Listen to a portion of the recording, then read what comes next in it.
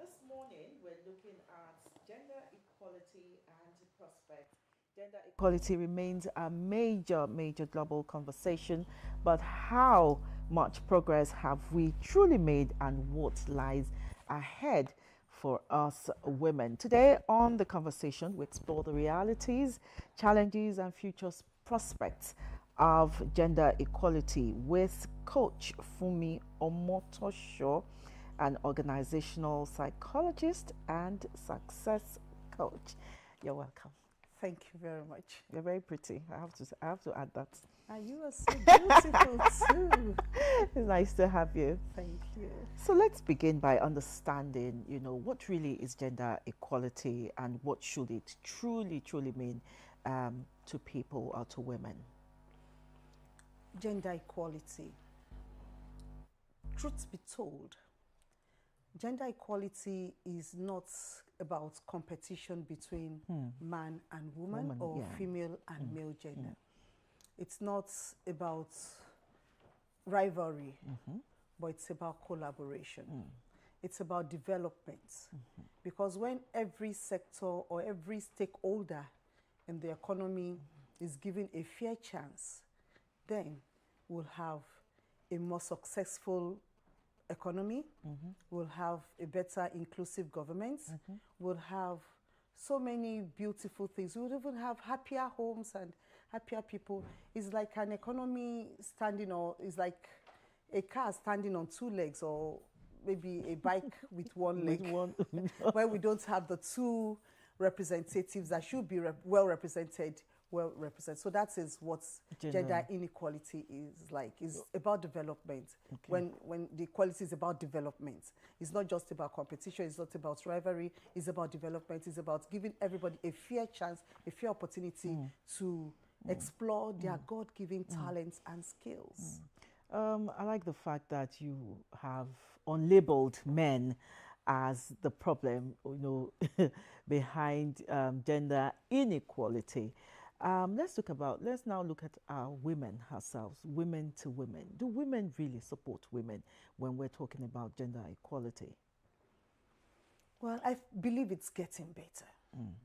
Because when you see, like a couple of weeks ago, in my organization, we celebrated International Women's Day. Okay. And all our speakers, moderators, panelists were women. So we see women, so it's getting better by the day. Gone are those days where we cannot tolerate a woman boss. You despise a woman boss. You call her Margaret Thatcher. you call her Iron Lady. You call her names. But now we see the need for us to hold one another, to help one another up. So it's getting better. We see women mentoring women, women sponsoring women, women being empathy towards other women. So it's getting better. So I would say I'm optimistic that it will continue to get better. Okay. You talked about the International Women's Day. Gender equality is usually spoken about in the urban area. Considering the fact that we're in a patriarchal society, how do we now see gender equality as a national issue that goes beyond what we talk about in the urban places? Thank you very much for that question. I'm personally impressed with Lagos State because Lagos is the country that has the most gender equality when it comes to representation in government. For instance, but it can be better. It can be better. Yeah. Okay. I remember that out of the 44 commissioners in Lagos, we have 10 that are ladies. You can't find that in any cabinet in the state, in the country. Just yesterday, I was listening to the interview by the Commissioner for Women Affairs and Poverty Alleviation in Lagos State, Honorable Cecilia Dada, and she lamented that even when they go for conferences, they will see the Commissioner for Women Affairs of some particular states in Nigeria, and that commissioner is a man. And you say, with all the talent, all the talents in this state, I say there's no one woman that can represent that ministry. Represent that ministry. So you can see how terrible it is. And in the world, I think Nigeria ranks 124 out of the 148 economies in gender representation, or gender equality, or gender representation. So we still are lacking behind, especially in the rural areas. So I want to implore every stakeholder, every policy maker listening to us, give women a chance. What a man can do, a woman can do better. I'm really saddened by by the case you just gave about a state who has a man representing some states. Okay, some states. Some states. Okay. Not one state. Having men representing women in that for that ministry. So there's this, age-long advocacy for the girl child to be educated, to be given the opportunity to go to school. But is education enough to close the gap of gender equality? Education may not be enough, but education is pivotal. Okay. Because education is the foundation for success. I'm an advocate of education in the sense that give a fashion designer that is a graduate. Have you seen the way they run their businesses? They employ the artisans that went to learn. She too may have go to a fashion school. I have one or two examples. A graduate, after a couple of years, no work, she went to the fashion school, she learned fashion designing, and at the end of the day, she will start employing these artisans that are professional tailors. Not that they are not good at the job, they are skilled, very skillful, but the organizational skills, the exposure to see a big woman and say, "Auntie, please come and sew with me. I still come see my catalog." It will not be there. Because some of them will even be self-conscious of, will I speak the right English, or will I construct my grammar correctly? But with education, it gives you confidence, it gives you leverage, it gives you exposure.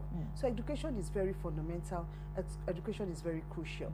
So it may not be enough, every other thing will fall in place, like what we are talking about, not just gender equality on paper. Recently, there's a lot of awareness about gender equality. But what about the practical thing? So it's not enough for us to just have the awareness. It's not enough for us to just write it down in black and white, but the actual practice. Are we truly practicing gender equality? And if you see the economies that are practicing gender equality, you see that they progress more. Because what? God is love. Every time we love the other gender as ourselves, we give them equality, we give them a fair representation, we see that things will get better, people will just blossom and flourish. Fantastic. We're still riding on the educational part for the girl child. We have in some communities in Nigeria, I don't know about Lagos, but if it still happens, that must be a big shame on us. So we still have some communities in some homes where they even give the girl child the opportunity to go to school, but when they get home, they are still treated as a girl. And when I mean the girl, most of the house chores are still given to her because she's a girl. They are preparing her, and the boys are still are just left alone to just do their thing, while the girls are the ones slaving, for the boys. So how does that also play a role in talking about gender equality? Upbringing is very important. When we bring up our boys to see their sisters as equals with them, it goes a long way. Because I realized that recently there's been a lot of advocacy on the boy child thing too. Because people, but I thought they said there was too much advocacy for the girls. That is why they've been neglecting the boys. It's not only about that. That's part of it. Another reason is that we raise up the girls to be prim and proper, and they end up with a man that is not well cultured, that is not well trained. Sure. When you see the schools, who are the bullies? We see some of these videos flying around. Who are the bullies? How do you see? So we raise men to become macho men. They can do anything. In those days, when a man is irresponsible, drinking, womanizing, lazy, up and down in the village, they will say, "Let him get married. He will change. Just get married, and he will change." And at the end of the day, we realize that this is not true. He will just become an irresponsible drunkard, irresponsible husband, beating the wife, just killing. But if this man has been, this boy, when he was growing up, had been properly trained, he would have turned out to be a more responsible person. So let's stop these things in our homes. All men are equally as good as women. In fact, I believe that the girl child has more milk of kindness inside of her. Some of our parents, we can see, most girl children, they have this milk of God, this natural affection, this natural love and everything. Even in old age, how many times do the men try to build his own family after? You find out that many of the times is the girl child, not all the time, but many of the times is the girl child that is always there for the parents in old age. Okay, we'll have to go on a very, very short break to take care of some technical issues. We'll be right back.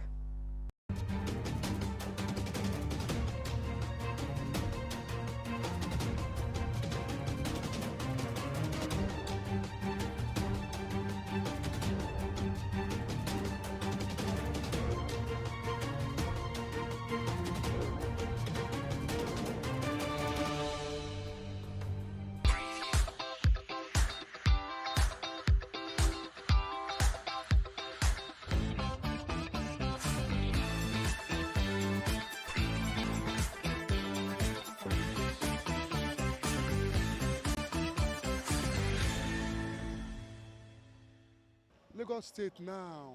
I won't lie to you. I can't remember. I want to know how it is Lagos State. Well, Lagos State has been in existence for the past 2 decades or more than 2 decades.